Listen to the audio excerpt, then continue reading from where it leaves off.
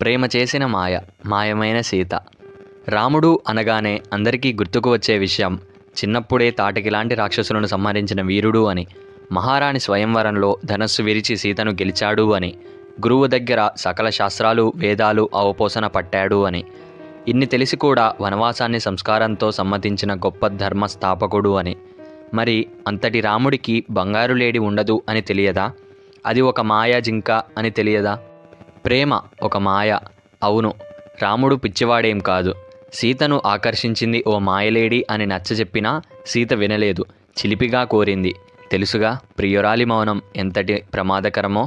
మరి భార్య కొంచెం కోపంగా అలిగితే ఇంకేముంది, చేసేది ఏం లేక ఆ మాయలేడికై పరిగెత్తాడు. ప్రేమ విసిరిన వలలో రాముడు పడ్డాడు. కోసేపటికి ఆ మాయలేడి తన స్వరూపం చాలించింది.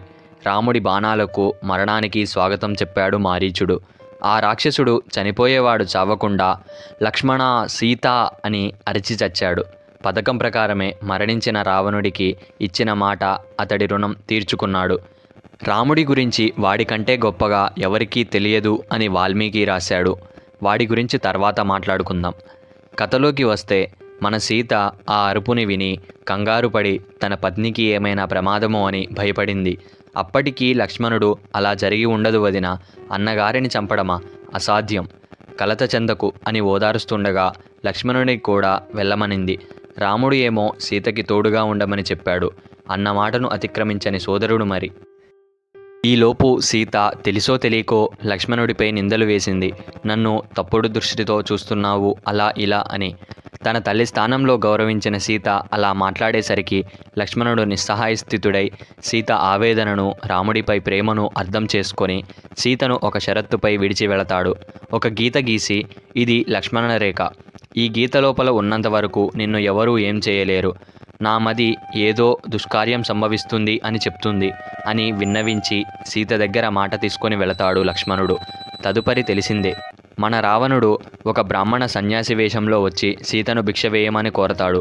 సీత సమ్మతించి ఆ గీత దాటి లోనికి రమ్మని ఆహ్వానించింది.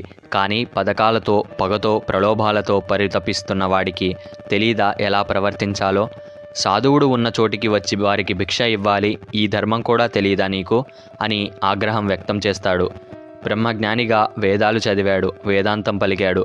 దానికి సీత మారు ఆలోచించకుండా ఆ గీత దాటేసింది. వారి కథ రాత మార్చేసింది. సరే, ఏమైంది? 10 తలల రావణుడు తన నిజస్వరూపం చాలించి సీతను భూమితో సహా పెగిలించి తీసుకెళ్తాడు. దారిలో పక్షి పోరాటం విఫలం. ఏ దారిలోనో సీత విసిరిన బంగారం.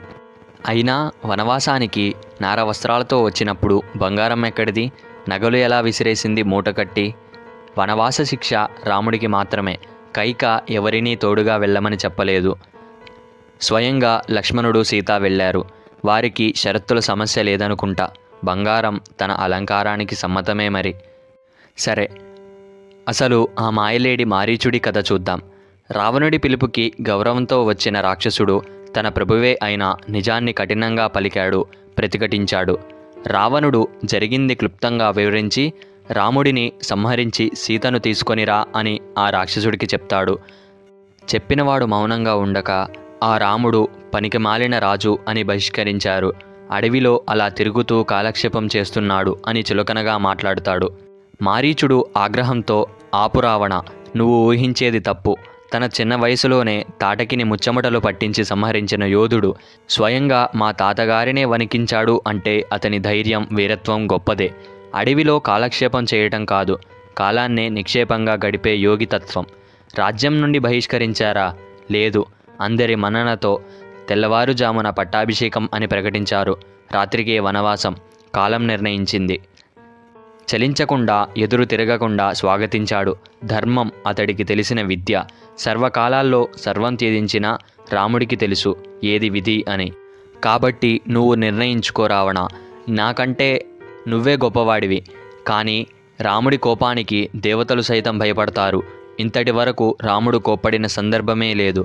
నువ్వు దానికి కారణం అవ్వాలి అనుకుంటే నీ మరణానికి నువ్వే స్వాగతం పలికిన వాడివి అవుతావు అని కఠినంగానే తన ప్రభువుపై ప్రేమతో నిజాన్ని వెల్లడించాడు.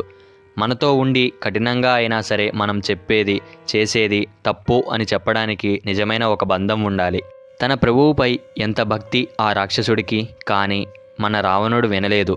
వాడి మాట విని ఉంటే రామాయణం ఉండేది కాదుగా మరి. అందుకని కుదురుగా చంపడం నిష్క్రమించుకొని అపహరణపై పథకం అమలు చేశాడు. అమలు చేసిన పథకం ఫలించింది.